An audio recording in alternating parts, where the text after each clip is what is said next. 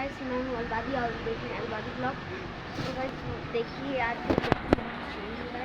आपको दिखा दें। अभी तो सुबह थी, अभी तो दही निकली थी। अब देखिए पूरा तेरा मौसम। सो गाइस मौसम में जल्दी जल्दी चेंज हो जाता है, पता भी नहीं चलता कितनी कब चेंज हो जाता है। कुछ हम वीडियो ना पाते ये तो गाइस अभी तो धूप थी। ये देखिए गाइस, ये देखिए पूरे बादल आ गए।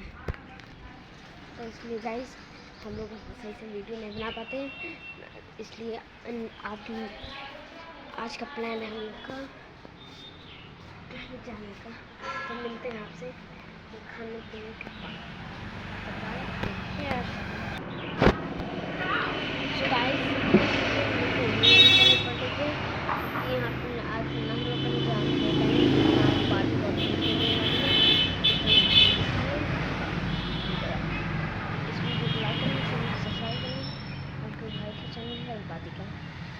Bye. Take care.